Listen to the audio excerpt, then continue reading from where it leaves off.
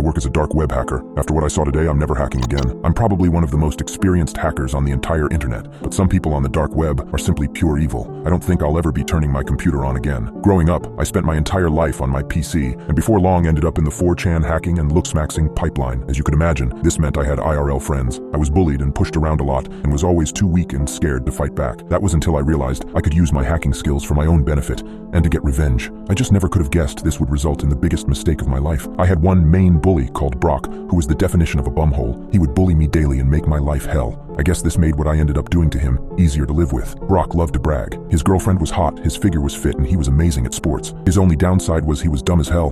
So when I saw him on Facebook as a suggested friend, something clicked.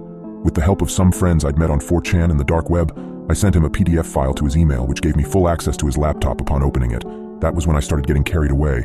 I had his laptop camera, location, everything. When his girlfriend came over, I was ready. I booted up my online dating application and started sending messages to Brock. "Hey baby, can't wait to see you tomorrow. Last week was a blast." It was easy to convince his girlfriend that his online babe was real, but I didn't stop there. I downloaded on his laptop as much gay porn as I could find. You could imagine how his Muslim parents reacted to his fun drive. He never came back to school since then. My guess is he moved out of town. Now I wish I'd have stopped there. Oh God, I wish I stopped there. But I was addicted.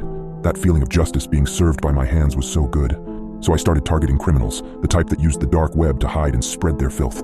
For 4 years straight, I was a pain in their asses. Pedophiles, heavy drug dealers, hitmen, you name it. If they were online, I was making their lives a living hell. I thought I was being smart. I thought I was hiding myself pretty well. But I never could have known something was following me every step of the way, and it would soon tell me. I woke up one morning as any normal day, made eggs and toast for breakfast with a glass of orange juice, booted up my desktop and browsed Reddit. Then I heard a ping, the Facebook Messenger notification sound. Funny, I didn't open Facebook yet.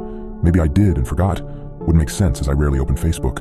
It was odd, but not enough to sound any major alarms. A message from someone I don't know. "Hey Danny, what's the weather like in Japan?" What the hell? Weather in Japan? I'm on the other side of the world. The name read James Puckerson. On my other monitor, I started to go through his profile trying to find any mutual friends. Someone I met in a party or something. I responded with, "Sunny, I hope. Anyone who knows me knows I hate the rain." I keep looking, but nothing of interest pops up. James replies, "Ooh, a funny guy. Tell me, Danny, do you enjoy playing games?" At this point, I think he's referring to video games. "Yeah, dude, what did you have in mind? League of Legends? Dota? I don't mind." "Oh, Danny, I didn't mean one of those childish games. I mean a real game. You know, the type that involves putting one's life on the line." I let out a chuckle. Someone probably hacked my Facebook account, added this weird ass account, and is now trolling me. "This isn't a joke, Danny. I take these games extremely seriously." Okay, what? How did he know I laughed? Did he guess? There's no way he can see me. My camera isn't even plugged in, and how could he have gotten into my apartment? My Facebook profile had a fake address on it, and I never used my real address for anything, not even Amazon or eBay. This has to be a joke. I wrote, "Sure, dude, I'm bored as hell anyway." I was buying time to try and find out where this son of a gun was. I scoured everywhere trying to find any small clue to latch onto, found something, kept going and looked into it more, eventually leading up to an address. When I looked at the address, I froze.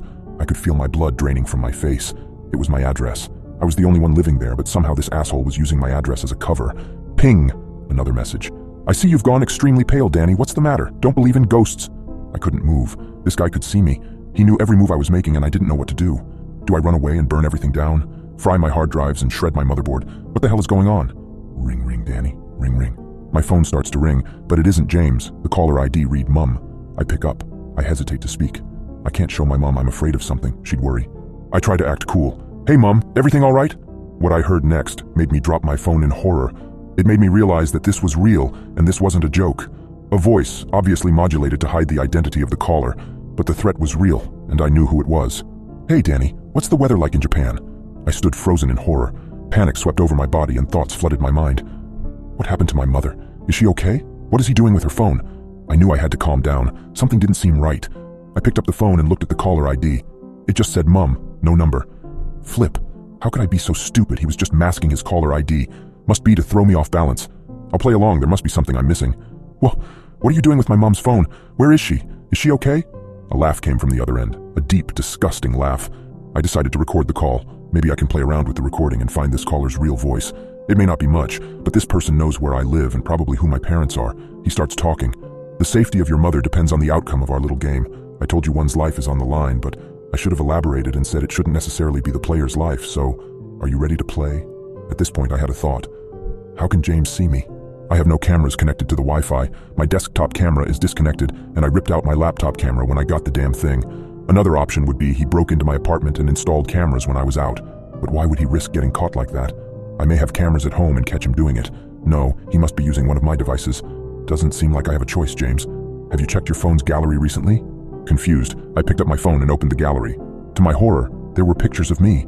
Pictures I didn't remember taking. Pictures of me sleeping, eating, working on my computer, even taking a shower. It felt like every moment of my life was on display, but it wasn't just that. Among the pictures, I stumbled upon one that made my heart race even faster. It was a picture of me looking at the exact message thread I was reading, taken just minutes ago. But what made my stomach drop was the reflection in the glass window behind me in the photo. Brock, with his signature malicious grin, holding my phone, taking the picture.